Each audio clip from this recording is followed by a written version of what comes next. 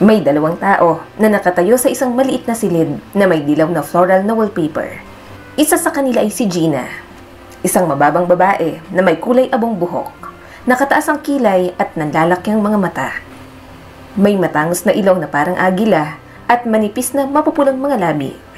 Nakasuot siya ng makapal at magaspang na kwintas na palaging kumakalampag sa bawat matalas at tusong salitang kanyang binibitiwan. "Frank, naiintindihan mo ba? Hindi na tayo pwedeng mabuhay ng ganito," tanong niya habang inaangtang kanyang ulo. "Pabigat na siya sa atin." Tiningnan ng lalaki ang kanyang ina na may halong pagsuway at pagkakasala. Ang kanyang malambot na ekspresyon ay napalitan ng awa. Hindi mapakali ang kanyang mga kamay at hindi niya magawang titigan ng ina sa mata. "Pero asawa ko si Janice," pautal na sabi ni Frank. Iwinasiwas ng babae ang mga kamay sa hangin at napailing. "Naku naman, kung mahal mo talaga siya, hindi ka sana naghanap ng ibang babae. At hindi ko na kayang alagaan pa siya. Isa na lang siyang gulay. At narinig mo naman ang sabi ng doktor, hindi na siya tatagal ng 1 taon. Kaya ano pa bang silbi ng lahat ng to? Mas makabubuti siguro kung dalhin natin siya sa bahay ng lola niya sa probinsya. Baka maalala niya pa ang kanyang kabataan at bayan doon. Isa pa, kapag namatay na yan, may mamanahin ka pa. Makakabuti rin yun sa kalagayan natin." Tahimik na nag-isip si Frank habang nakatingin sa kanyang ina. Kinabukasan, nakaayos na ang lahat ng bag at maleta ni Janice. Maagap itong inilabas ni Gina sa pasilyo at may ngiti pa sa kanyang mga labi habang pinagmamasdan ang magulong itsura ng kanyang manugang. Si Janice, isang maliit at magandang babae na may kulay itim na buhok, nakaupo sa wheelchair. Sa edad na 27, tinamaan siya ng matinding stroke na nag-iwan sa kanya na paralisado at walang kakayahang makapagsalita. Hindi lang niya nawala ang kakayahang kumilos, kundi pati na rin ang pagsasalita. Sa halos buong araw, nakaupo lang si Janice sa kanyang wheelchair. Tahimik. Kapag nasa trabaho si Frank, si Gina ang nag-aalaga sa kanya.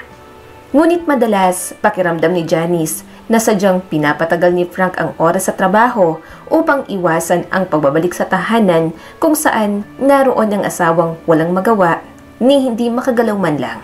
Dapat ding banggitin na hindi talaga gusto ni Gina si Janice. Ang pagiging masipag at ambisyosa nito ay palaging kinaiinisan ng matanda.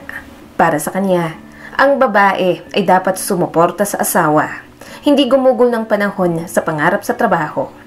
Si Janice ay assistant director sa isang malaking kumpanya. Ngunit ang tunay niyang pangarap ay magtayo ng sariling negosyo. Sa kasamaang palad, hindi pa siya nakakaipon ng sapat na panimula. Ang pagkakasakit niya ay tuluyang pumatay sa kakaunting simpatya ni Gina para sa kanya. Dati panay sermon lang ang kanyang mother-in-law, pero ngayon, madalas ay sigaw, pagkalimot sa gamot at hindi pagpapakain ang karaniwang nangyayari. Ang tanging bagay na ikinasasaya ni Gina ay ang katahimikan ni Janice. Hindi siya makapagsalita at hindi nakakasagabal sa pagbabalik tanaw ni Gina sa mga panahon na siya ay isa pang artista sa teatro. Habang binubuhat ni Frank ang mabibigat na maleta papunta sa kotse, si Janice ay nakasandal sa may pintuan, nakatingin sa lahat ng nangyayari. Tahimik pero puno ng takot sa kanyang mga mata. Namumula na ang kanyang mga mata at tila anumang oras ay papatak na ang kanyang mga luha. "Huwag kang mag-alala," ani Gina sabay ngisi. "Sabi ng doktor, mahina na ang puso mo. Makakabuti ang hangin sa probinsya. Baka nga tumagal ka pa ng 1 taon. Hindi mo ba gustong bumalik sa bahay ng lola mo sa bukid?" Napakaraming iniisip ni Janice ng mga sandaling yon, ngunit hindi niya ito maipahayag. Kung kaya niya lang magsalita, sisigawan niya ang kanyang biyanan at sasabihin ang lahat ng nararamdaman niya sa matandang babae. "Frank, anak, ang tagal mo!" tanong ni Gina sa anak habang ito ay habol hininga. Halatang nahirapan ito sa pagbubuhat ng mabibigat na gamit. "Nasira ang elevator, ma." Halatang nahirapan ito sa pagbubuhat ng mabibigat na gamit. "Nasira ang elevator, ma. Kailangan buhatin ko ang lahat mula sa 20 palapag." Umiling si Gina at tiningnan si Janice na para bang siya ang may kasalanan. Sabi ko na nga ba, dapat kumuha tayo ng mga tagabuhat. Alam niyo namang wala tayong pangbayad, ma. Nung araw-araw akong umaarte sa teatro. Pinupuno ko ang buong entablado. At ang ama mo, kahit pagod sa universidad, pinanonood pa rin ako. Sinong mag-aakalang darating ang araw na magpapalit ako ng diaper? Tiningnan niya si Janice nang may pagkasuklam at natahimik. Biglang lumabas ang kapitbahay mula sa gusali. Magandang hapon po. Magandang hapon, Gina. Aalis kayo? Hello. Dadalhin namin si Janice sa isang rehabilitation center. Sabi ng doktor, makakabuti raw ito sa kanya. Nako, siguro, mahal yan ano. Oo nga eh. Pero hindi ko naman pwedeng pabayaan ng manugang ko. Napakarami niyang ginawa para sa amin. May sinabi pa ang kapitbahay bago siya tuluyang umalis. Sa kanyang pag-alis, nawala ang ngiti at malasakit sa mukha ni Gina. Bilisan na natin bago pa malaman ng buong building ang plano natin. Dapat ginawa natin to kaninang madaling araw pa. Reklamo ni Gina. Binuhat muli ni Frank ang maleta at napabuntong hininga. Parang aso. Napabuntong hininga ang sabi ni Frank. Napakalamig ng umaga. 4:00 pa lang oh. Gusto mo bang magyelo lahat ng parte ng katawan ko? Tanong ni Frank sa Ines at hindi na hinintay ang sagot ng kanyang ina bago siya naglakad patungo sa kotse. Iniwan itong galit sa kanyang likuran. Si Frank ang nag-iisang anak ni Gina at ng kanyang yumaong asawang si Michael. Huli na silang nagkaanak, kaya ibinuhos nila ang buong buhay nila sa pagpapalaki kay Frank. Si Michael ay isang professor ng political science sa universidad, habang si Gina dating artista sa entablado. Dahil sa sobrang pag-aaruga, lumaki si Frank na mahina ang loob at ngayong halos 40 na siya, nakatira pa rin siya sa kanyang ina at nagtatrabaho sa isang mababang posisyon sa opisina, kung saan siya ay binubuli ng boss niya at iniiwasan ng mga kasamahan. Makalipas ang 20 minuto, naisakay na rin sa kotse si Janice at ang lahat ng kanyang gamit. Inayos ni Frank ang pagkakalagay ng kanyang asawa at ng wheelchair nito sa likod. Umiiyak si Janice. Janice, kalma ka lang. Pakiusap. Bulong ni Frank habang inaayos ang kanyang sinturon. May kapitbahay doon na mag-aalaga sa'yo. Siyempre, gamit ang pera mo. Sabat ni Gina na parang wala lang. Nagkibit balikat si Frank at tumango. Hindi talaga magandang sitwasyon namin ngayon. Kaya oo, sa pera mo. Dugtong pa nito. Tinitigan ni Janice ang asawa niya ng diretsyo, pilit hinahanap kung may kahit kaunting awa o pagsisisi sa mukha nito. Subalit, wala. Wala ni katiting. Eksaktong tanghali nang umalis ang kotse sa tinitirhan ni na Frank at Janice. Kumaway ang nanay nitong si Gina at agad bumalik sa loob ng bahay upang muling basahin ang mga dula na minsan niyang ginampanan sa teatro. Sa kanyang isip, muli siyang nasa entablado at pinapalakpakan ng mga tagahanga. Napabuntong hininga si Frank habang binibilisan ang pagpapatakbo. Pilit niyang iniiwasan tumingin sa rearview mirror kung saan kita pa rin ang namumulang mata ng kanyang asawa. Janice, sana maintindihan mo. Wala na akong ibang pagpipilian. Para bang nakita niyang bahagyang tinaas ni Janice ang kilay na parang nanunuya. Pero nang punasan niya ang kanyang salamin, ang nakita niya ay ang lungkot na mukha ng kanyang asawa. Ang nanay ko, sinusubukan lang ayusin ang sitwasyon natin. Tama siya, hindi kita kayang alagaan ng full-time. May trabaho ako, matanda na rin siya. Kaya mas mabuti na nandun ka. May sariling nurse ka na. Babalik ka pa sa bahay ng lola mo na madalas mong ikinikwento sa akin noon. Tumahimik na lang si Frank, tumalikod sa titig ng asawa. Pero nararamdaman pa rin niya ito sa kanyang likuran. Parang sinusunog ang kanyang likod kahit naka-jacket pa siya. Parang nilulunod siya ng bigat ng konsensya. Mahaba ang biyahe papunta sa baryo kung saan nakatira si Janice. Mahaba ang biyahe papunta sa baryo kung saan titira si Janice. Liblib at halos inabandona ng lugar. Ilang kalye, iilang bahay, isang maliit na tindahan, at isang lumang health center na sarado na dahil wala ng staff. Huminto sila sa harap ng isang matandang bahay na napapaligiran ng matataas na damo at luma ng bakod. Pero kahit ganon, maayos pa rin ang itsura ng bahay mula sa labas. Sa harapan nito, May mahabang upuan at may isang taong nakahiga doon. Habang binababa ni Frank ang kanyang asawa at ang mga gamit nito, hindi na matinag si Janice sa pagtitig sa figura sa upuan. Hindi niya maaninag ng maayos kung sino iyon. Nagmulat ng mga mata ang tao sa upuan, bumangon at lumapit sa gate. Babae ito, kulubot ng mukha, gusot ang buhok, may pasapa sa ilalim ng mga mata. Ang suot niya ay hindi tugma sa lamig ng panahon. Dilaw na t-shirt, berdeng shorts at pink na sirang sapatos na may rhinestones. Ang aga nyo naman, utal na sabi ng babae. Siya si Patita. Pakilala ni Frank kay Janice. Siya ang mag-aalaga sa'yo mula ngayon. Tumango si Patita, medyo natitinag pa sa pagkakatayo. Inilabas ni Frank lahat ng gamit at ninala sa loob ng bahay. Binigyan niya ng envelope si Patita. Manipis ito, halatang kaunti lang ang laman, pero ngumiti pa rin si Patita. Mukhang sapat na sa kanya. Humarap si Frank kay Janice at napabuntong hininga. Janice, bakit ganyan ang itsura mo? Sigurado kung masaya ka sa loob. Nandito ka sa bahay ng pagkabata mo. May sariwang hangin, may nag-aalaga sa'yo. Ano pa bang kulang? Tanong ni Frank, may hinahon ng boses, pero halatang walang awa roon. Kung kaya lang ni Janice magsalita, siguro 1,000,000 ang masasabi niyang kulang. Pero gaya ng nakasanayan, nanatili siyang tahimik at galit na galit ang tingin sa kanyang asawa. Bawat tingin, parang palaso. Ramdam ito ni Frank, may kaunting kirot sa konsensya niya, pero agad niya itong tinakpan ng boses ng kanyang ina at ng imaheng nasa isip niya. Ang laman ng bangko ni Janice. Pinaandar ni Frank ang kotse at kumaway. Kumaway din si Patita. Huwag kang mag-alala, Frank. Ayos lang dito. Pinilit ngumiti ni Frank at saka tuluyang umalis. Iniwan si Janice sa isang bakanting bahay at sa isang babaeng hindi maaasahan. Mabilis na lumipas ang 1 taon. Frank, seryoso ka ba? Ni minsan hindi mo man lang dinalaw ang asawa mo? Gulat na tanong ng nanay niyang si Gina habang nakatingin sa kalendaryo.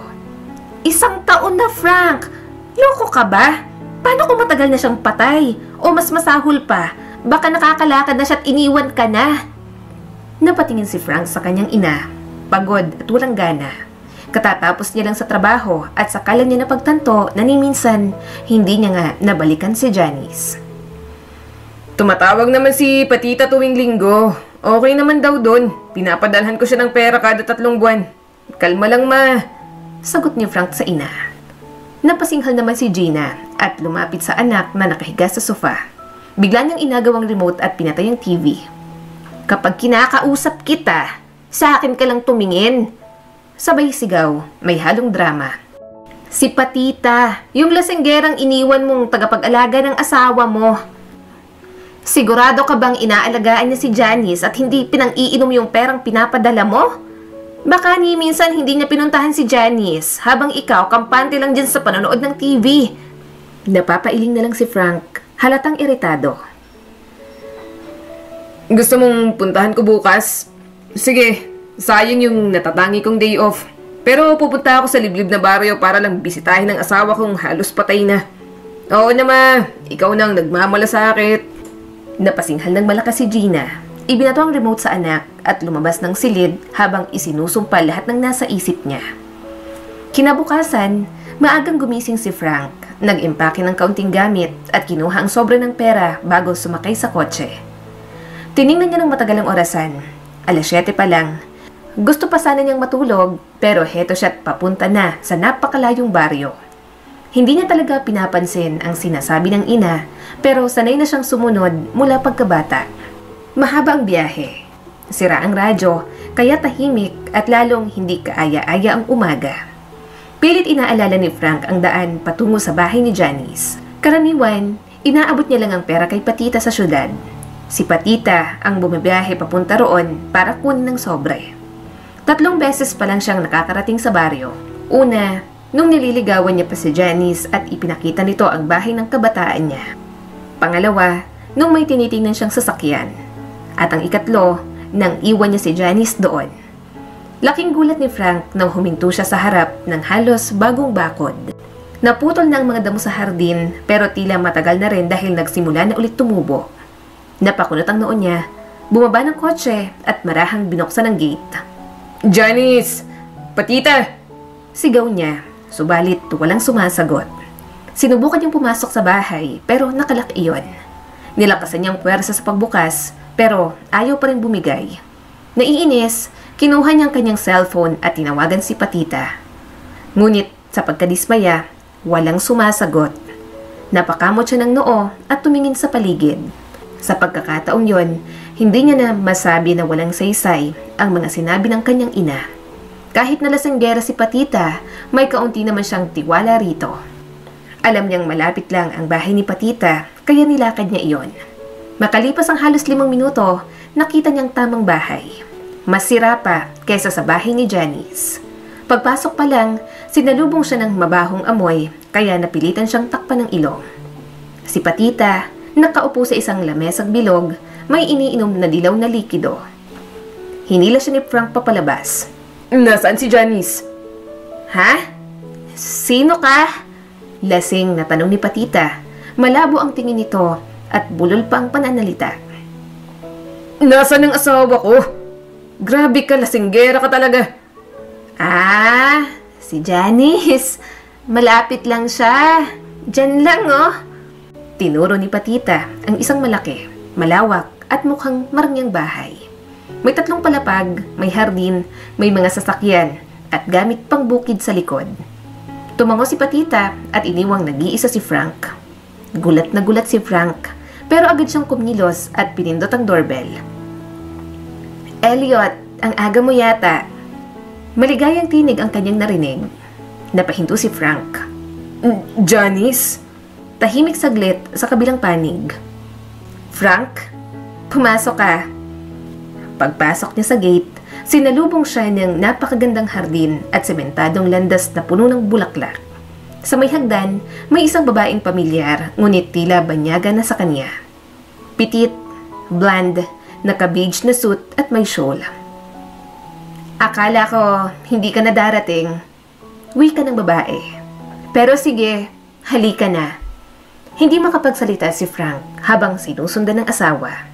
Ang loob ng bahay ay elegante, maliwalas ang kulay at may magagandang painting at malinis na carpet. Napatingin siya kay Janice. Mas maganda pa ito ngayon. May natural na pamumula ang pisngi, makintab ang labi at banayad ang eyeliner. Hindi ito kagaya ng dati. Ngayon ay parang ibang tao na siya. Maghahanda ako ng tsaa. Doon tayo mag-uusap. Wika ni Janice. Habang naghihintay si Frank, napaupo siya sa malambot na armchair. Napapikit, napapitik sa sarili para masiguradong totoo ang lahat. Hindi siya makapaniwalang ito ang parehong Janice na iniwan niya halos patay na sa baryo. Pagbalik ni Janice, dala nito ang isang tray ng tsaa. Inabot niya ang isang tasa kay Frank at umupo sa tapat nito. Hindi mo inaasahan to, ano? Tanong ni Janice. Umiling si Frank. Hindi ko rin inaasahang ang lalaking minahal ko ay ipapadala ako sa kamatayan para lang sa pera. Malamig na sabi ni Janice.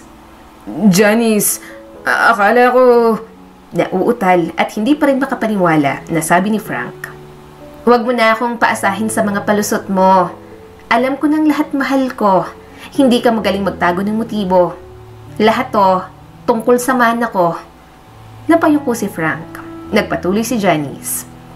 Nung natanggap ko ang sulat ng lola ko mula sa Germany, sobrang saya ko. Inisip kong magiging masaya tayong mag-asawa. Pero pagkatapos, may natuklasan akong nagpabago sa isip ko. Naalala mo pa ba ang kaibigan kong si Christina? Tanong ni Janice. Magkatrabaho kami dati sa kumpanya. Tumango si Frank.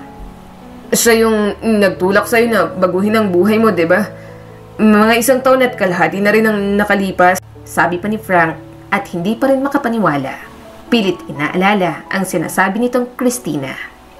Matangkad at elegante, si Christina ay nakaupo sa harap ni Janice sa isang maaliwalas na restaurant. Doon sila ipinadala ng kanilang boss para sa isang meeting na kakatapos lang.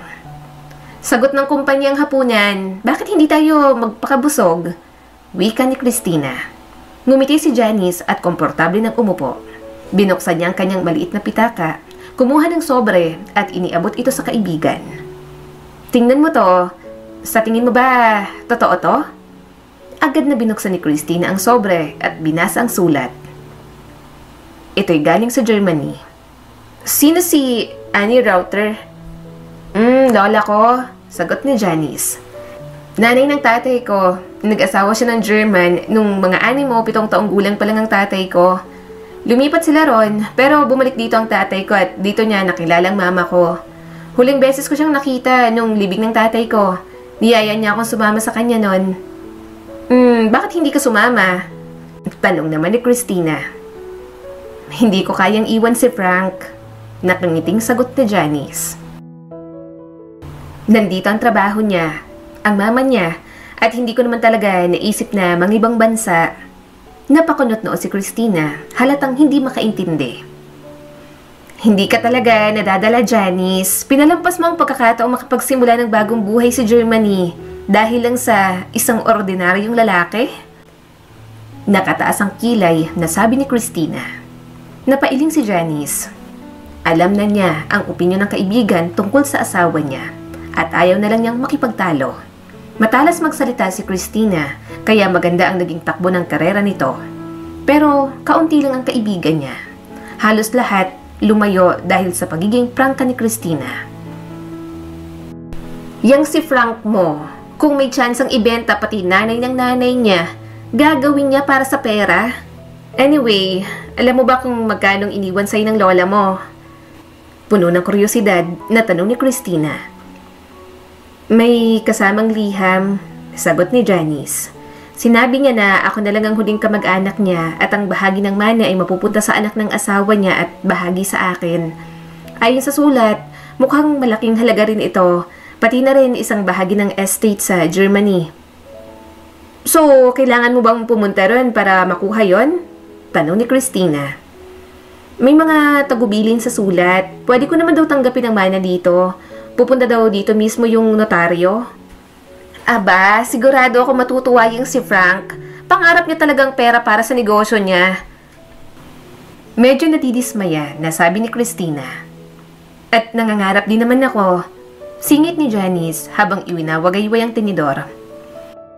Pero ang kaibahan, may utak at kakayahan kang magpatakbo ng negosyo. Siya, wala.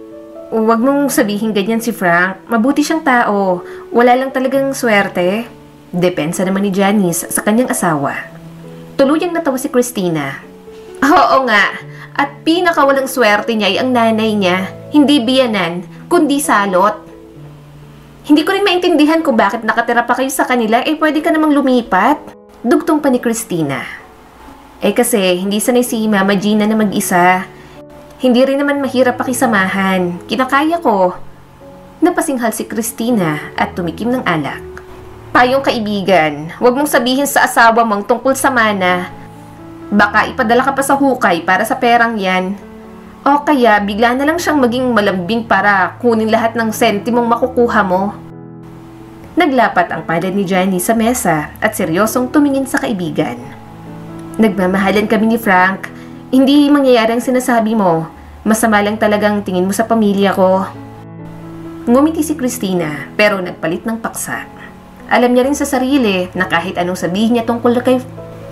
Alam niya sa sarili na kahit ano pang sabihin niya kay Janice tungkol sa mga ginagawa ni Frank ay wala ring mangyayari dahil mahal na mahal nito ang asawa. Kinagabihan, umuwi si Janice at ibinalita ang tungkol sa mana. Lahat ay natuwa. Maging si Gina, nagbukas ng mamahaling bote ng alak. Sa sandaling yon, naisip ni Janice na mali si Christina. Makalipas ang ilang linggo, naglalakad si Janice sa kalsada. Ngumingiti sa paligid. Gumaan ang buhay sa bahay. Tahimik ang biyanan niyang si Gina at mas madalas na siyang kasama ni Frank. Naisipan niyang bumili ng bagong kurbata para kay Frank, kaya dumaan siya sa isang men's clothing store. Habang tumitingin sa bintana, napansin niya si Frank. Napangiti siya at papalapit na sana nang mapansin niya na may babaeng papalapit din kay Frank. Niyakap at hinalikan ni Frank ang babae. Napaatras si Janice. Kinailangan pang umalalay sa bintana para lang hindi matumba. Hindi siya makapaniwala. Tahimik siyang umuwi at maagang natulog. Kinaumagahan, Nag-day off siya at nagtungo sa isang lokal na detective agency. Isang payat, maliit na lalaking may salamin ang nakaupo sa lamesa. Nagbabasa ng dyaryo at umiinom ng kape. Umupo si Janice sa tapat nito at ipinaliwanag ang sitwasyon. Gusto kong malaman ang lahat. Paano sila nakakilala? Saan sila napupunta? Anong ginagawa nila? Lahat, sabi ni Janice. Isang linggo siyang nabuhay sa kalituhan. Hindi niya masabi kay Christina ang totoo. Ayaw niyang marinig ang mga salita nito. Tulad ng, sabi ko na nga ba? Pero kailangan niyang aminin. Mukhang tama nga si Christina. Matagal nang may hinala si Christina kay Frank. Ayaw pa nga nitong maging abay sa kasal nila ni Janice at nasaktan talaga si Janice noon. Naging maayos rin naman sila kalaunan pero nanatili sa puso ni Janice ang kirot. Ngayon lang niya tunay na nauunawaan ang kanyang kaibigan. Pagkatapos ng isang linggo, tumawag ang detective. Muli silang nagharap. Suwerte ka! Bungad ng lalaki habang nakangisi. Madaldal ang kabit ng mister mo. Ang pangalan niya ay Aisha. 22 years old at graduate ng college. Nakilala niya ang asawa mo sa isang coffee shop. Mga ilang buwan nang nakalipas. May ebidensya ka ba? Tanong ni Janice. Video o anuman? Ngumiti ang detective, binuksan ang drawer at inilabas ang isang lumang tape recorder. Namangha si Janice, noon pa siya huling nakakita ng ganoon. Pinihit ng lalaki ang isang knob at nagsimulang mag-play ang recording. Malinaw, pero minsan ay may static. Frank! Sigaw ng matinis na boses ng babae. Para sa akin ba to? Diyos ko, ang ganda! Mahal siguro to, no? Hindi ako nagtitipid para sa'yo. Sagot ni Frank at haltang proud sa sinasabi. Kapag nagsimula ng negosyo ko, bubuhusan kita ng alahas araw-araw. Sabi mo, wala ka pang puhunan, 'di ba? Malandi at nangaakit pa ang boses ng babae. Tahimik pero sigurado si Janice. Nakangiti si Frank. May perang asawa ko. Mayroon siyang namana kamakailan. Gagamitin namin ang pera niya pang simula sa negosyo. Tapos, yayaman na kami. Halata ang ngisi sa mukha ni Frank kahit hindi niya ito nakikita. Iiwan mo siya, 'di ba? Mapang-akit pa rin na tanong ni Aisha. Oo, sa oras na hindi ko na siya kailangan. Malinaw ang sagot ni Frank. Patuloy ang pag-play ng recording. May pinag-uusapan pa sina Frank at Aisha pero wala nang naririnig si Janice. Nakatitig lang siya sa kawalan, tuwid ang likod at lumulutang sa alaala. Naalala niya kung paano sila nagkakilala ni Frank. Ang panliligaw nito, ang pagyaya sa parke sa ilalim ng bituin, ang tiket sa sine at sa concert. Mabait ang nanay nitong si Gina noon. Wala nang nanay si Janice, kaya bumigay siya sa pagmamahal at pangarap ng bagong pamilya. Bumalik sa isipan niya ang kasal nila, ang pagpili ng suit ni Frank, ang pabubukas ng mga regalo. Noon, sobrang saya ni Janice. At akala niya, mananatili yon habang buhay. 11 taon ang tanda ni Frank sa kanya. Nagkita sila noong graduating na siya sa college. Inibitahan siya ni Frank sa isang tahimik na cafe, dinala siya sa parke habang tumitingala sa mga bituin. Tapos, binalhan pa siya ng tiket sa teatro. Noong panahon na yon, napakabait at masarap kasama si Gina. Kahit hindi mayaman si Frank at medyo mahiyain, tinanggap niya ito dahil mahal niya. Tutol si Christina, ang kanyang best friend, pero hindi siya nakinig. Mas pinili niya ang puso niya kaysa sa sinasabi ng iba. Lunod na siya sa bagong saya. Habang nakaupo siya ngayon, sariwa pa sa isip niya kung paano nila pinili ni Frank ang isusuot nito at kung paano nila sabay-sabay binuksan ang mga regalo pagkatapos ng kasal. Ang kasaya-saya niya noon. Kahit hindi boto si Frank sa pangarap niyang magtayo ng negosyo at magkaroon ng sariling career kasi gusto lang nito ng simpleng buhay, pamilya, mga anak, wala siyang pakialam noon.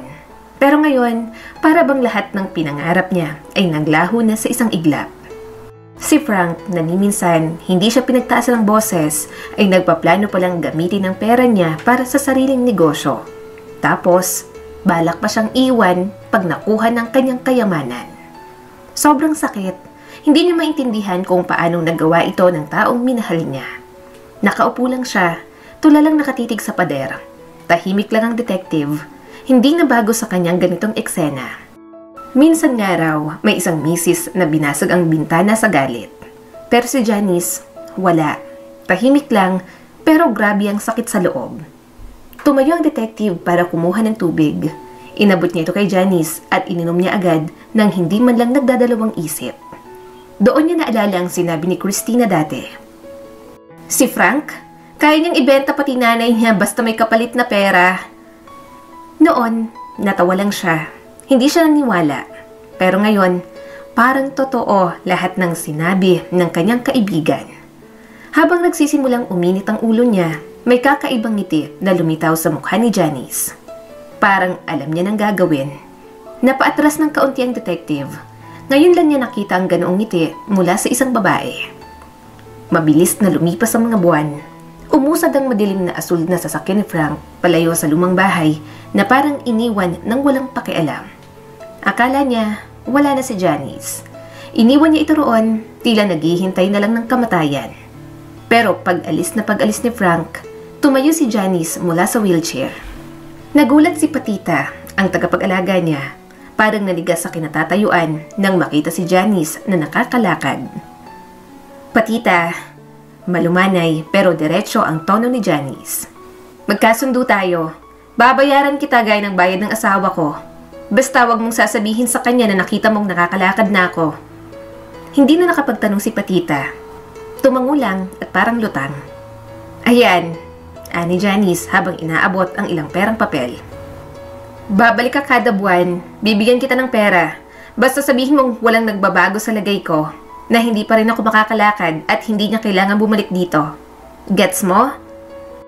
Tumango ulit si Patita, kinuha ang pera at umalis nang hindi nagsalita.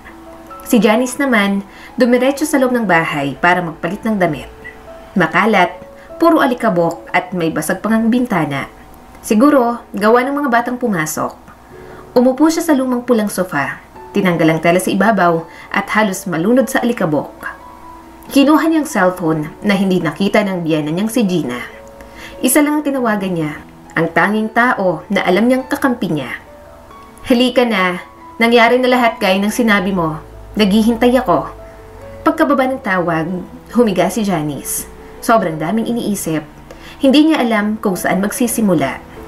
Hindi rin niya alam kung anong susunod na hakbang. Ang alam lang niya, tapos ang dati niyang buhay. At ito na ang simula ng bago. Isang oras at kalahati ang makalipas, habang nakapag-ayos na si Janice ng kaunti sa bahay, biglang bumukas ang pinto. Dumating si Christina, may bitbit na maliit na grocery bag, may kasamang alak at take-out. Para sa selebrasyon, nakangiting sabi ni Christina. Buti na lang may dala kang wine, sagot ni Janice. Hindi ko kakayanin ang araw na to kung wala yan. Hindi pa rin ako makaget over na iniwan nila ako dito. Parang wala na akong silbi. At naniwala pa sila agad sa kung anong diagnosis lang ni Dr. Gonzales. Grabe no, hindi man lang sila nagdalawang isip. Ang alam lang nila, mamamatay na ako. Tapos, bigla silang natuwa. Umupo silang dalawa habang kumakain ng take-out at iniisip kung anong susunod nilang gagawin. Dito muna ako titira. Siguro mga 1 o 2 buwan. Hanggang makaisip ako kung paano magpapatuloy. Ani Janice. Wala akong plano. Sa unang pagkakataon sa buhay ko, wala talaga akong plano. Anong gagawin mo dito? Tanong ni Christina. Luma na yung bahay, ligaw na yung hardin, malayo sa kabihasnan. Ikaw pa. Ikaw at ganitong lugar, parang hindi bagay. Kapag sumugod ako ulit sa gulo na yon, baka tuluyan na akong mabaliw. Paliwanag ni Janice. Dito muna ako, kailangan kong kumalma. Saka hindi pa ako nagkakaroon ng totoong bakasyon. Napailing si Christina at tinaas ang balikat, parang wala nang masabi. Sa totoo lang, hindi niya talaga nagugustuhan si Frank mula sa umpisa, kahit hindi niya alam kung bakit. Minsan pa nga siyang tinawanan ni Janice kasi tinanggihan niyang maging maid of honor sa kasal. Tahimik lang si Janice. Para kay Christina, mukha lang talagang mahina si Frank. Isang simpleng insurance guy. Pero ang iwan ng asawa niya para mamatay, grabe, hindi niya akalaing kaya niya yon. Kinagabihan, sa bahay ng kaibigan natulog si Christina. Kinaumagahan ay umuwi na rin siya. Si Janice naman, nag-resign na sa trabaho. Wala siyang plano, wala rin siyang dapat balikan. Samantalang si Christina, hindi nag-resign. Wala kasi siyang mamanahin, kagaya ni Janice. Kinabukasan, maagang gumising si Janice. Malamig ang umaga, kaya naligo siya ng malamig na tubig para pampagising. 3 linggo na siyang parang nasa impyerno. Akala niya, kahit kaunting pag-aalala o malasakit man lang ay makikita niya kay Frank. Pero wala. Puro galit lang ang ibinigay sa kanya at yung sabik na sabik siyang mamatay na. Yun ang pinakamabigat sa lahat. Wala na siyang balak bumalik sa dati niyang buhay, kaya kailangan niyang pasayahin ang sarili. Kinuha niyang perang dinala ni Christina mula sa maleta. Balak niyang bumili ng mga kailangan sa bahay. Hindi na niya maalala kung nasaan eksakto ang tindahan, kaya naisip niyang magtanong. Pero dahil maaga pa, tahimik pang paligid. Yung iba nasa bahay pa, yung iba siguro nasa trabaho na. Nagbihis siya ng lumang bestida na nakita niya sa aparador. Medyo maluwag pero sapat na para hindi siya ginawin. At kahit hindi na siya nagtatanong, nahanap niya rin ang tindahan. Parang hindi nagbago sa loob ng 20 taon. May lumang karatula, medyo malabo ng salamin sa bintana. Pero nandoon pa rin ang counters at ang tendera na si Manang Tina, nakaasul na apron. Pagpasok pa lang niya, bumungad agad ang amoy ng bagong lutong tinapay at yung pabangong laging ginagamit ni Manang Tina. Manang Tina, masayang bati ni Janice. Naalala niyo pa po ba ako? Nag-alinlangan ng ginang. Parang pamilyar, pero hindi ko matandaan. Dati po akong pumupunta dito nung bata pa ako. Ako po si Janice. Janice? Aba, syempre! Paano hindi kita makikilala? Nilapitan siya ni Manang Tina at niyakap. Ang tagal mo nang hindi bumabalik. Wala masyadong nagbago dito, ano? Napansin ko nga po. Natatawang sagot ni Janice. Pabili po sana. Tinapay, gatas, mantikilya, pasta, bigas, gisantes, keso, asukal, asin at pulot. Yung gatas, kay Mang Leonard ka na lang bumili. Malapit lang siya dito. Kasi yung gatas namin dito, sabay turo sa karton ng gatas sa counter. Kahit pusa, mahihiyang inumin yan. 6 na buwan na siguro yung nakatenga. Pero yung kamatis ni Leonard, grabe pinakamasarap. Biglang tumahimik si Manang Tina. May pumasok kasing lalaking marumi ang suot, seryosong mukha. Pinagtabuyan si Janice sa counter at malakas na nagsalita. Manang Tina, 2 bote ng mineral water. Iniwan din yata nung nag-deliver dito yung order ko na gamot at pang-spray sa mga peste. Elliot, hindi mo ba nakikitang may kausap ako? Tanong ni Manang Tina na halatang naiinis. Tiningnan ni Elliot si Janice saka kumindat ng may pagmamataas. Tagalungsod naman yan. Kung kailangan niya talaga, doon na lang siya bumili sa city. Ako, kailangan ko na to ngayon. Pinandilatan siya ni Manang Tina. Nagtaas naman ang kamay si Janice, parang nagpapakalma. Sige lang po, Manang Tina, mauna na siya. Mukhang mas kailangan niya. Napabuntong hininga si Manang Tina at pumunta sa likod para kunin ang kahon. Hindi man lang siya makapaghintay ng kaunting minuto. Bulong ni Janice. Matangkad ang lalaki, maitim ang buhok at halatang sanay sa manual na trabaho ang mga kamay. May tindig na maotoridad, medyo gusgusin pero may dating. Mukha siyang nasa 30s pa lang o baka 40s. Napansin ni Janice na matalim ang tingin nito. Napaka-pasensyosa mo yata. Sabi ng lalaki, medyo pabigla. Wala namang dahilan para magmadali ako, sagot ni Janice nang nakangiti. Pero kahit sa syudad, may pila at mas busy pa yung mga tao ron kesa sa'yo. Tumingin si Elliot ng masinsinan, tapos biglang tumalikod at kinuha ang 2 bote ng tubig. Kinuha rin ang kahon kay Manang Tina, saka umalis nang hindi man lang nagpapaalam. Sino po yon? Tanong ni Janice. Kumindat si Manang Tina habang inilalagay ang mga paninda sa shelf. Si Elliot, magsasaka dito. Minana niya yung bahay at ilang alagang hayop sa tatay niya. Mga 8 taon nang nakalipas, seryoso na raw si Elliot sa Mga 8 taon nang nakalipas, sineryoso na raw ni Elliot ang bukid. Siya mismo ang nagtayo, nag-ayos at kumuha ng mga manggagawa. Ginawa niyang lahat ng makakaya at may malalaking plano siya. Kahit sa ngayon, gulay at prutas pa lang ang kaya niyang ibenta sa tindahan nila at sa mga karatig baryo. Hindi siya masamang tao, sabi ni Manang Tina habang pinaplastik ang bigas. Pero medyo brusko talaga. Pagkatapos mamili, binuhat ni Janice ang mabibigat na grocery pa uwi. Halos hindi niya nakayanin sa bigat, pero sa wakas, mukhang hindi na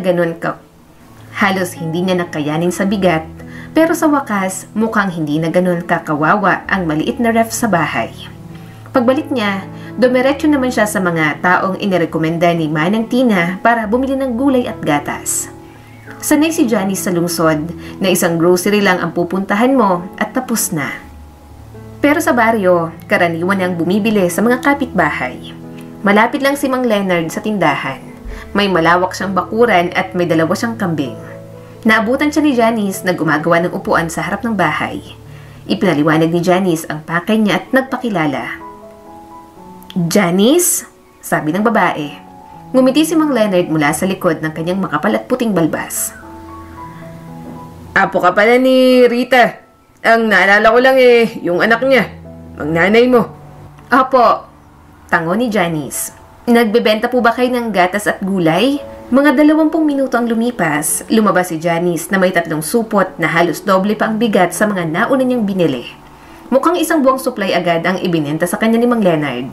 Nahihiya naman siyang tumanggi, kaya tiniis niya na lang kahit halos mabali na ang likod niya. Pagkalakad pa lang ng ilang hakbang, huminto siya at inilapag ang mga bitbit. Pagod na pagod siya. Biglang may humintong itim na kotse malapit sa kanya. Pamilyar ang boses na narinig niya mula sa loob. Pag-angat niya ng tingin, si Elliot nga. Nagdalawang isip si Janice. Hindi niya gusto ang asal ng lalaking ito kahapon. Bastos at walang pasensya, pero ayaw niya ring buhatin ang mabibigat na bag. Sa huli, nilunok niya ang pride. Pwede kang sumakay, sabi ni Elliot, pabiro. Mukhang seryoso ang pamimili mo ah. Hindi naman, kakauwi ko lang. Magluluto lang sana ako ng merienda, tsaka magpiprito ng kaunting patatas. Sabay ngiti ni Janice. Kinuha ni Elliot ang mga bag sa kanyang kamay at doon lang niya naramdaman ang mainit na haplos ng kamay nito. Sandali siyang natigilan. Inilagay ni Elliot sa likod ng pick-up ang mga bitbit at isinara ito. Halika, ituro mo kung saan ka nakatira. Sige, sagot ni Janice at umupo na sa passenger seat. Galing ka sa syudad ano? Tanong ni Elliot habang umaandar ang sasakyan. Oo, sagot ni Janice, tila nag-iisip. Nagka-problema lang sa bahay, kaya kailangan ko munang mapag-isa. Naisip ko bakit hindi dito sa bahay ni Lola. Tahimik dito, walang storbo. Nakakapag-isip ako ng maayos. Tama ka, tugon ni Elliot habang mabilis ang pagmamaneho. Hindi niya alam kung nagmamadali ito o sadyang ganoon lang talagang estilo. Pero kahit sa tindahan o sa kalsada, napapansin niya na palaging mabilis gumalaw si Elliot. Parang likas na sa kanya. Pagdating nila sa bahay ni Janice, binaba ni Elliot ang mga supot at inihatid pa sa loob. Dumaan siya sa matataas na damo na halos lampas tuhod niya na. Tuyo na at kaluskos ang tunog sa ilalim ng paa. Wala bang nag-grass cutter dito? Tanong ni Elliot. Si Lola dati, siyang gumagawa ng lahat. Magputol ng damo, manahe, mag-ayos ng bubong, kayang-kaya niya. Ako, isa lang akong tamad na tagalungsod. Sagot ni Janice, sabay tawa. Ikaw, hindi ka rin ba galing sa syudad? Balik tanong niya kay Elliot. Oo, pero matagal na. Sagot nito, sabay tingin sa relo. Kailangan ko nang umalis. Nga pala, hindi ko na itanong, anong pangalan mo? Janice. Pakilala niya rito. Ang ganda ng pangalan mo. Nice to meet you, Janice. Nice to meet you too, Elliot. Ngumiti si Janice. Umalis ang binata at naiwan siya sa harap ng bahay. Pinagmamasdan ng papalayong kotse. Tahimik siyang napaisip kung saan kaya hahantong ang bagong kakilala niyang ito. Kinabukasan, nagising si Janice sa ingay. May parang ugong at kaluskos. Paikot-ikot siyang nagpagulong-gulong sa kama bago bumangon at sumilip sa bintana. Sa gitna ng masukal na damuhan, nakita niya si Elliot. May hawak itong lumang karet at marunong gumapas. Pantay-pantay ang mga hilera ng damong pinutol niya. Malinaw na pinagpapawisan siya kahit malamig ang umaga. Binuksan ni Janice ang bintana at sumigaw. Hoy! Anong ginagawa mo dyan? Tumingin si Elliot, huminto saglit at huminga ng malalim. Nakita niya si Janice ay nakamahabang linen dress. Nakuha lang niya sa lumang aparador. Wala pa siyang panahon mag-ayos, kaya kung ano makita niya, yun ang kanyang isinuot. Alam ko namang nagpuputol ka ng damo, biro ni Janice. Pero bakit sa bakuran ko? Tigil ko na ba? Tanong ni Elliot, nakataas ang kilay. Umiling si Janice at isinarang bintana. Wala na siyang ganang makipag-usap pa. Napansin din niyang tingin ng lalaki. Tila ba sinusuri siya mula ulo hanggang paa. Para hindi na maulit ang ganong sitwasyon, agad siyang nagpalit ng damit at dumiretso sa maliit na kusina. Naisipan niyang magluto ng pancake. Hindi siya sanay gumising ng ganoon kaaga, lalo pat halos wala siyang niluluto noon sa lungsod. Dahil sa mabilis na takbo ng buhay sa syudad, madalas ay hindi siya nag-aalmusal. Pero ngayon, kailangan niyang pakainin ang hindi inaasahang assistant na pumunta sa bahay niya ng umaga para magtrabaho. Nang matapos si Elliot, halata ito sa pagtigil ng tunog ng karit. Saktong handa na rin ang mga pancake. Lumabas si Janice sa terasa at tinawag ang hindi inaasahang panauhin. Gusto mong kumain muna? Kumindat lang si Elliot, ibinaba ang karit at pumasok sa bahay. Basang-basa siya ng pawis at halatang pagod. Pwede kang maligo doon sa banyo? Sabay turo ni Janice at bumalik sa kusina. Nagbanlaw lang si Elliot ng mukha at dumiretso sa mesa. Sa harap niya ay may plato ng pancake at mangkok ng cream. Tumayo si Janice sa tabi, nakahalukip-kip ang mga kamay. Magkano ang utang ko sa'yo? Napataas naman ang kilay ni Elliot. Ha? Anong utang? Hindi mo naman siguro ginawa ng libre, diba? Para ba sa pagkain lang? Tanong ni Janice. Ngumiti ang lalaki, kumuha ng pancake at kinagat iyon. Umupo siya ng kampante sa upuan, tinitigan si Janice, parang may gustong basahin sa mga mata nito. Kung ayaw mong bayaran ka, hindi na ako mamimilit. Sabay sabi ni Janice. Sanay kasi ako na kailangan bayaran lahat ng trabaho. Wala bang salitang tulong sa syudad? Tanong ni Elliot. Napailing si Janice, sabay tawa. Ikaw rin naman, sabi mo galing ka sa syudad. Oo nga pala. Sabay tawa rin ng lalaki. Pero matagal na yon. Walat kalahating taon na akong nandito. Kaya nga nagugulat ako. Ang mga tagalungsod, laging hindi makapaniwala kapag may tumutulong ng walang kapalit. Ganon din ako noon. Dagdag pa niya. Bakit hindi ko kumakain? Tanong ni Elliot habang umunguya. Hindi ako sanay mag-almusal. Sagot ni Janice sabay iwas. Sanay ako sa trabaho agad sa umaga. Madalas sa opisina na ako kumakain ng kaunti. Ano bang trabaho mo ron? Tanong ni Elliot, nakatagilid ang ulo habang pinagmamasdan siya. Assistant ako ng CEO. Napapito si Elliot.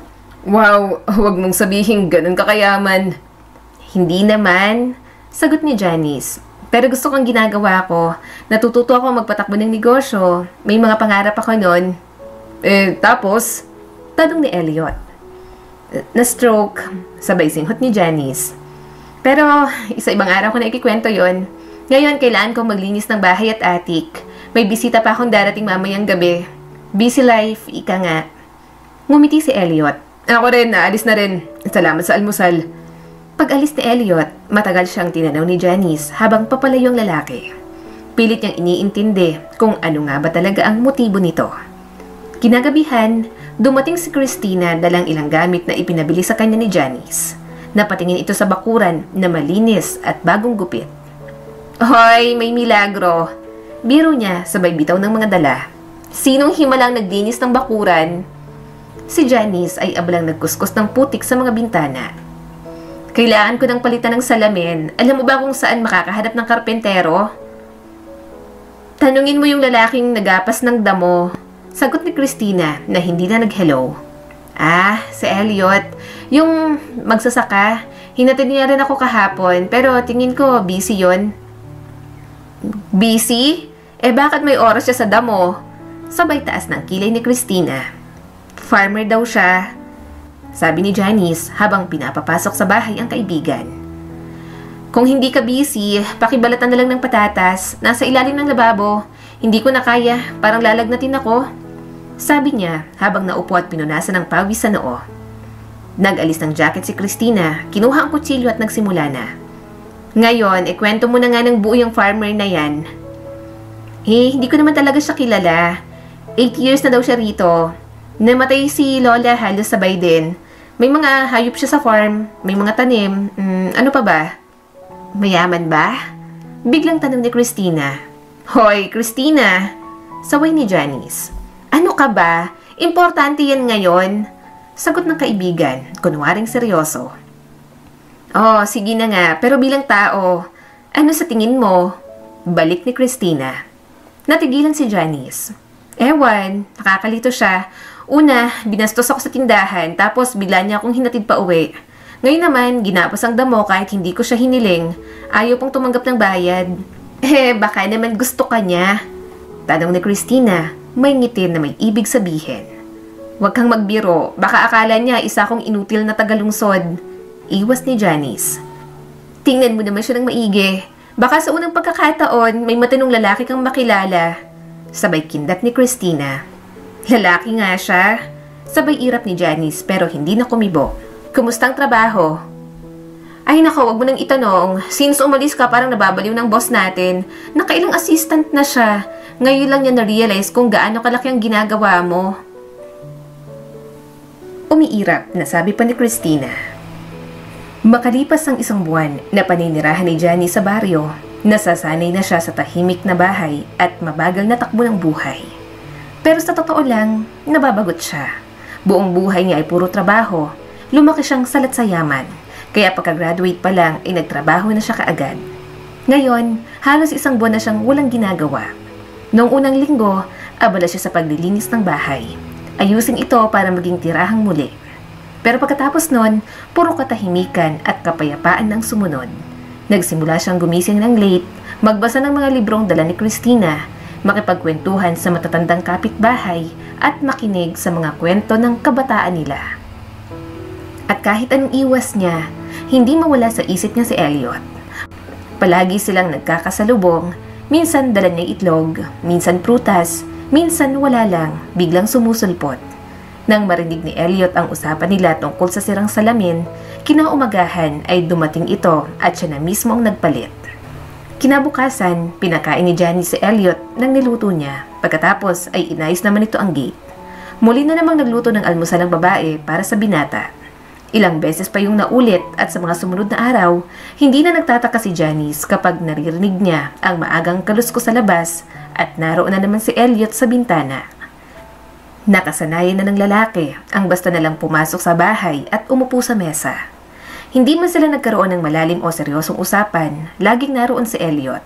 Wala siyang dalang bulaklak, wala ring matatamis na salita, ngunit palagi siyang nandoon. Para kay Janice, napakahiwaga nito. Gusto niyang malaman kung ano ba talaga ang motibo ng binata. Aminin mo na, kaya ka lang pumupunta dito ay para makakain, diba? Biro ni Janice habang gumunguya si Elliot ng tinapay. Hindi ko masasabi yan. Ngiting tugon ni Elliot, hindi inaalis ang mata sa pinagkakaabalahan. Ganyan ang karaniwang tono ng kanilang mga pag-uusap. Maikli, magaan at may halong biro.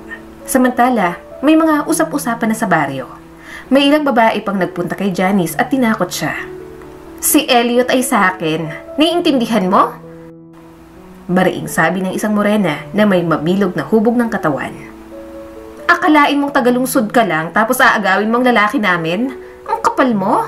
Sabay punit ng dahon mula sa puno at ibinato kay Janice na natulala sa pintuan ng kanyang bahay. Nang muling dumalaw si Elliot, kinuwento yun ni Janice.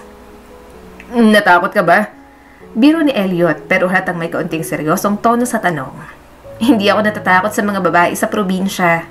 Sagot ni Janice. Na-threaten na ako ng mga nakatatandang lalaki sa dati kong trabaho. Isang beses, tumanggi akong pirmahan ng kontrata sa halip ng boss ko. 5 lalaki yon, nakasuot ng mamahaling suit. Ako lang mag-isa. Yun ang scary. Hindi yung pinupukol ka lang ng dahon ng isang baliw na tagahanga ng kung sinong lalaki na hindi ko rin alam kung bakit basta nalang inaayos lahat ng sira sa bahay ko. Ngumiti si Elliot at tahimik na bumalik sa pagkain ng sopas. Isang araw, naglalakad si Janice sa paligid ng baryo. Matagal-tagal na rin mula nang huling dumalaw si Elliot at inakala niyang nagsawa na ito. Lumabas siya para magpahangin, pero sa totoo lang, umaasa siya na muli niya itong makikita. Sanay na siya sa presensya ng lalaki at tila ba hinahanap-hanap niya na ito. Nadaanan niya si Manang Tina na palabas mula sa tindahan at tila may malalim na iniisip. Manang Tina, may problema ba? Tanong ni Janice. May problema sa bukirin ni Elliot. Sagot nito. Parang magkakagulo. Lahat ng mga tao, pati mga babae, nag-aalala. Baka mawalan sila ng trabaho. Saan pa ba sila makakahanap ng trabaho sa lugar na to? Nabahala si Janice. Alam niyang hindi madaling patakbuhin ng isang bukirin, lalo na kung may pinagdaraanan. Kaya't nagpasya siyang puntahan ng sakahan ni Elliot, mga 2 kilometro ang layo mula sa baryo. Pagdating niya ron, nadaanan niya ang kulungan ng baka. May mga lalaking abalang naglilinis. Sa likod, tanaw ang mga bukiring bakante na dahil taglagas na. Tinanong niya ang isa sa mga manggagawa kung nasaan ang opisina ni Elliot at pumasok siya roon. Ang opisina ay maliit, halos wala kang mailagay maliban sa isang mesa, isang upuan at isang cabinet. Sa maliit na bintana, pasilip-silip ang sinag ng araw. Si Elliot nakatayo sa gitna, abalang-abala sa mga papel, nagbibilang sa calculator, may mga pinupunang dokumento. Hi! Bati ni Janice. Napalingon si Elliot, tila nagulat. May nasira na naman ba? Tanong nito kaagad. Pasensya ka na, hindi magandang panahon ngayon. Hindi, narinig ko lang may problema ka. Kaya pumunta ako para tumulong. May kinalaman ba to sa mga dokumento? Kaya ko na to. Sagot ni Elliot, may halong inis. Lumapit si Janice at halos itulak si Elliot palayo sa mesa para silipin ang mga papel. Umalis ka kung ayaw mong hilahin kita palabas dito. Mariing banta ng lalaki. Tumingin si Janice sa hawak nitong mga papel. Sa isang sulya pa lang, nakita niya na ang mga labis at walang saysay na gastusin, lalo na para sa isang maliit na bukirin. May accountant ka ba? O kahit sinong financial expert? Tanong niya rito. Kaya ko na yan. Matigas pa rin ang tono ni Elliot. Kita ko naman kung gaano mo kaya. Sagot ni Janice. Napakaraming gastos na walang direksyon. Kailangan mo ng espesyalista. At saan ako makakahanap niyan? Mariing tanong ni Elliot. Ngumiti si Janice sabay turo sa sarili. May degree ako sa economics. Ilang taon din ako nagtrabaho sa kumpanyang mas malaki pa sa bukirin mo. Mas malaki rin ang kita't gastos, kaya kayang-kaya ko yan. Napabuntong hininga si Elliot at umupo. Hinayaang hawakan ni Janice ang mga dokumento. Lumipas ang hapon at tumilim na. Sabay silang lumabas sa opisina. Tahimik ng bukid, tapos na ang mga manggagawa. Bakit may delivery ng gatas 3 beses sa isang araw? Tanong ni Janice. Pwede namang 1 beses lang, tapos itago na lang sa ref. Ang laki ng gasto sa gasolina at manpower. Napakamot sa Elliot. Wala akong background sa accounting. Galing ako sa military. Ang tatay ko, pangarap niya talagang magkaroon ng sariling bukirin. Kaya kahit huli na, sinubukan kong tuparin yun para sa kanya. Tumingin si Janice kay Elliot. May paghanga at simpatya sa mata. Tahimik silang naglakad sa makitid na daan. Malamig ang simoy ng hangin, pero ramdam ni Janice ang kakaibang kapayapaan sa tabi ng binata. Pwede ko na bang tanungin yung kwento tungkol sa stroke mo? Biglang tanong ni Elliot. Napatigil si Janice. Sa una, gusto niyang gawing biro, pero naalala niyang nangako siya. Ganito ang nangyari. Panimula ni Janice. Naalala niyang plano nila ni Christina. Pinahanap nito ang isang doktor na pumayag kapalit ng bayad na sabihin na si Janice ay nasa ICU dahil sa stroke at hindi na pwedeng bisitahin. Makalipas ang 2 linggo, sinabihan ng doktor ang asawa ni Janice na wala nang magagawa at pauuwi na siya para doon na lang mamatay sa piling ng pamilya. Habang kunwari nasa ospital ako, 2 beses lang tumawag ang asawa ko. Ani Janice, masakit ang tono. Pag uwi ko na, naka-wheelchair pa, parang wala na akong halaga. At pagkatapos, siya pang nagsabing dalhin ako rito para mas mabilis daw akong mamatay. Nanahimik si Elliot at hinawakan ang kamay ni Janice. Akala ko kasi, pag nakita niya akong mamamatay, marirealize niyang mahal niya pa rin ako. Tatawagan niya ang kabit niya, aalagaan niya ako, magsusumikap siyang buhayin ako ng matagal. Pero nagkamali ako. Hinawakan ni Elliot ng mas mahigpit ang kamay ni Janice. Tumingin siya rito at taimtim na ngumiti. Tumango si Janice bilang pasasalamat sa suporta. Bakit ayaw mong bumalik sa lungsod? Tanong ni Elliot. Nung una, gusto ko lang magpahinga. Pero habang tumatagal, na-realize kong ayoko pang bumalik. Mabilis ang takbo ng buhay doon. Lahat, lagi nagmamadali. At paalala lang din siya ni Frank, pati ng nanay niya. Binitiwan ni Elliot ang kamay ni Janice at lumakad ng mabilis, walang sinasabi. Tara, may ipapakita ko sa'yo. Matagal silang naglakad at hindi alam ni Janice kung saan sila patungo. Ngunit pagdating nila, napahinto siya sa gulat. Dinala siya ni Elliot sa isang malaki, magarang bahay na may mataas na bakod. Bahay to ng dati kong kasamaan sa serbisyo. Kamamatay lang niya sa cancer. Ibibenta na raw nila at gusto ko sanang bilhin. Pero wala akong sapat na pera. Balak daw itong bilhin at patayuan ng sawmill. Sayang naman. Alam mo bang kapag binili mo tong bahay na to, wala nang atrasan? Tanong ni Janice. Hindi ko na gustong bumalik sa syudad. Masyado akong padalos-dalos para sa probinsya, pero masyado rin ako mabagal para sa syudad. Wala na akong lugar. Tinitigan ni Janice ang seryosong mukha ng lalaki, ang matang puno ng pag-asa, ang naninikip na labi at ang kunot sa noo. May determinasyon, kumislap sa kanyang mga mata. Hinawakan niyang kamay ni Elliot, ginaya ang ginawa nito kanina at ngumiti. Nakatalaga kang magtagumpay, tutulungan kita, sabay nating bubuhay ng farm gaya ng pangarap ng tatay mo. Pangako. Walang sinabi si Elliot pero makikita sa kanyang mga mata ang pag-asa at paniniwala sa magandang bukas. Nagtrabaho ng magkasama sina Elliot at Janice. Tinulungan niya itong ayusin ang farm. Namuhunan sila sa bagong mga hayop at kagamitan at hindi lang tagal, nagsimulang lumago ang kita. Hindi lang sa papel, kundi sa aktwal na kita. Tuwang-tuwa si Elliot. Bilang pasasalamat, madalas siyang magdala ng bulaklak kay Janice. Naging tradisyon na rin ang pagsasaayos ni Elliot ng bahay ni Janice tuwing umaga at ang paghahanda niya ng almusal. Isa itong ritual na kanilang pinahahalagahan. Makalipas ang ilang linggo, dumalaw si Christina sa bahay ni Janice, dala-dala ang mga papeles. Sigurado ka na ba? Tanong ni Christina. Masigurado pa sa dati, sagot ni Janice sabay kuha ng folder. Wala nang atrasan, sabi ni Christina, inuulit ang sinabi ng kaibigan.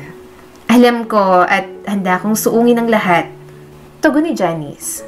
Tahimik lang si Christina, hindi na siya nakipagtalo.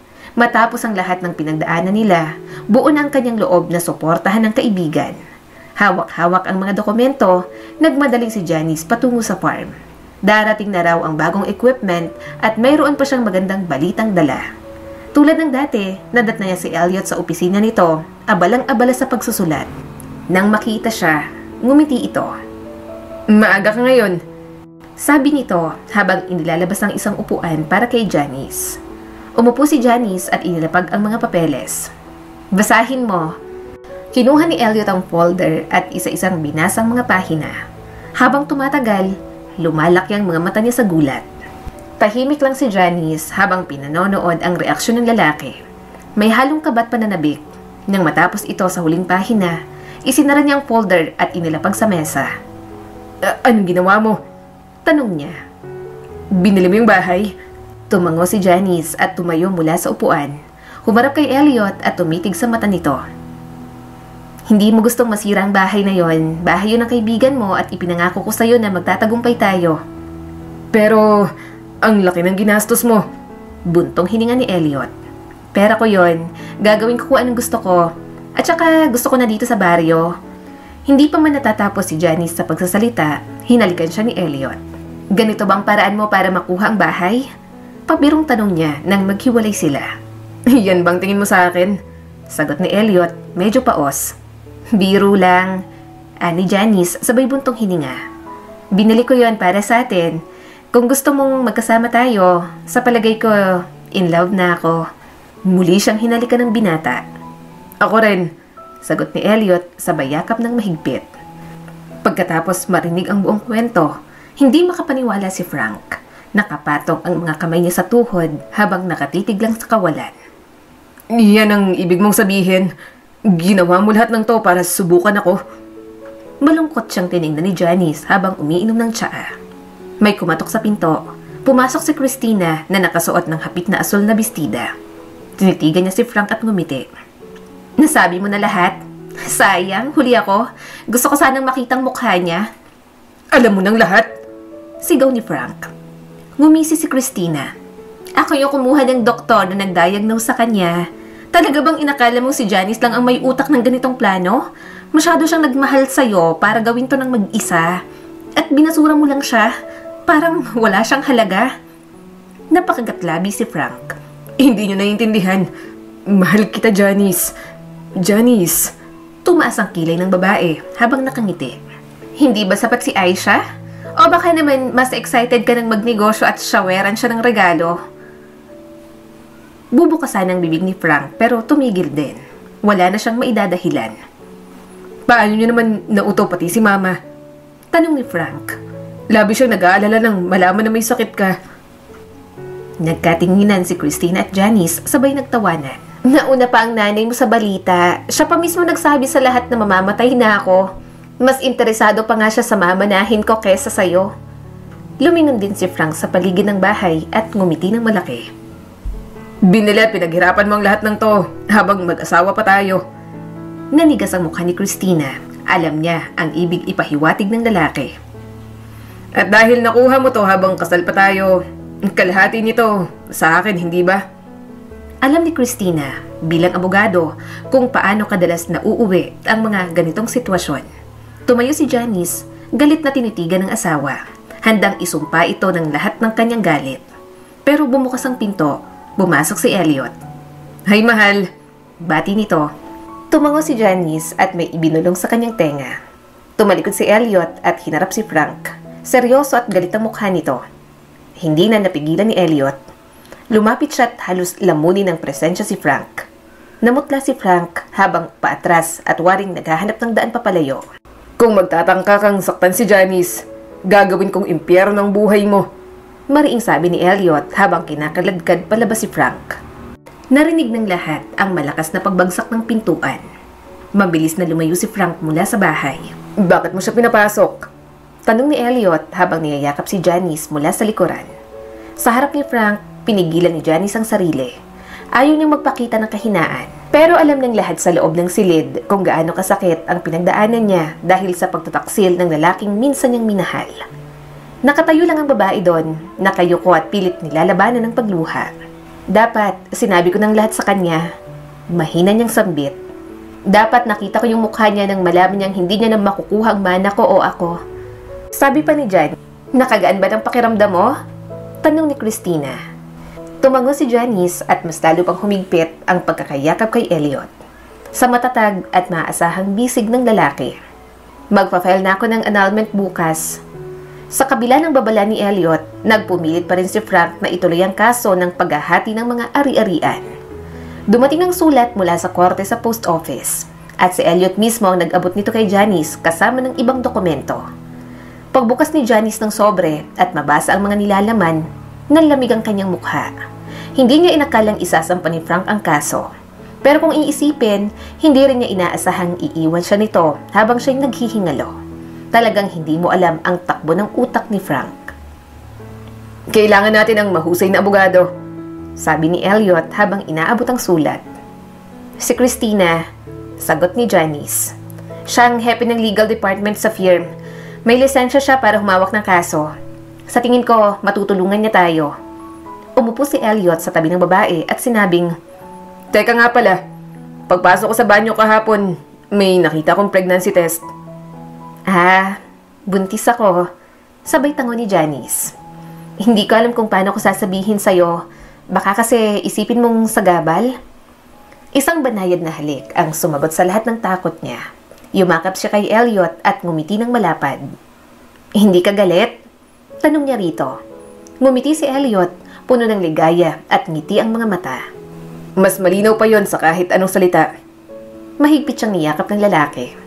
Kung sakaling ituloy pa ni Frank ang demanda niya para kunin ang kalahati ng ari-arian mo, bahala na.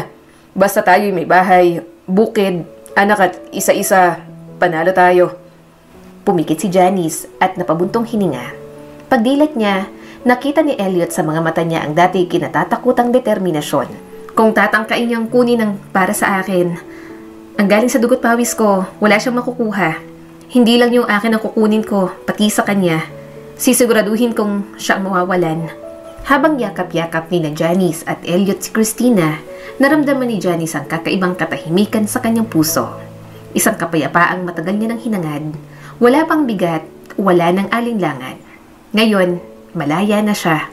Malaya sa sakit sa panlilinlang at sa mga alaala ng pagkakait ng pagmamahal. Sa labas ng korte, huminto sila sandali. Mainit ang araw pero malamig ang hangin. Tila isang bagong simula ang inaabot sa kanila ng kalikasan. Handa ka na ba? Tanong ni Elliot habang hinahawakan ang kamay ni Janice. Hindi lang ako handa. Ngumiti si Janice. Excited ako. Pagdating nila sa bukirin, sinalubong sila ng mga manggagawa at ilang kapitbahay. Lahat ay masaya para sa tagumpay ni Janice, lalo na't ang dati nilang inaalipusta, ngayon tinitingala na nila bilang isang matapang at matagumpay na babae. Ilang araw ang lumipas, sa bawat umaga, bumabangon si Janice ng may ngiti sa labi. Sa tuwing sisilip siya sa salamin, hindi niya na nakikita ang dating mahina at takot na sarili. Ang nakikita niya ngayon, isang babaeng pinanday ng sakit, pinatibay ng laban, at ngayon ay nililok ng pagmamahal. Isang hapon, habang nakaupo siya sa duyan sa ilalim ng punong mangga, lumapit si Elliot dalang 2 tasa ng tsaa. Para sa babaeng pinakamamahal ko. Aniya habang iniaabot ang tasa. Ngumiti si Janice. Para sa lalaking bumuo muli ng mundo ko. Tahimik silang nagkatinginan. Sa mata ng isa't isa, nandun ang pangako. Hindi ng perpektong buhay, kundi ng tunay at tapat na pagmamahalan. Lumipas ang mga buwan, nanganak si Janice ng isang malusog na batang babae. Pinangalanan nila itong Liana, mula sa salitang liwanag at pag-asa. Sa araw ng binyag, nakasuot si Janice ng simpleng puting bestida. Sa tabi niya si Elliot, habang si Christina ay nakatayo sa harap, hawak ang sanggol, proud na proud bilang ninang. Sa wakas, sabi ni Christina habang lumingon sa kanila, kompleto na tayo. At sa sandaling yon, napagtanto ni Janice, hindi sa dami ng ari-arian na susukat ang yaman ng buhay, kundi sa dami ng pusong umiibig at nagmamahal sa'yo ng totoo. Hindi man madali ang mga pinagdaanan, ngayon alam niyang lahat ng sakit ay may dahilan. Dahil sa dulo ng lahat, natagpuan niyang sarili, ang tunay na pag-ibig at isang masayang pamilya, ang mga bagay na walang sino man ang maaaring agawin sa kanya. Ang kwentong ito ay nagpapaalala sa atin na ang tunay na pagmamahal ay makikita sa panahon ng pagsubok. Kapag mahirap ng buhay, doon mo makikilala kung sino ang totoo. Laging tandaan, ang panloloko ay may kapalit ng kabayaran. Ang hustisya ay dumarating sa tamang panahon. Maaaring mabagal, pero ang tama ay laging lumilitaw at nananalo. Hindi rin dugo ang sukatan ng tunay na pamilya, kundi malasakit at pagkalinga. Muli, eto po si Skylar Guro at sana'y may bago na naman kayong natutunan sa kwento natin ngayon. Maraming salamat po.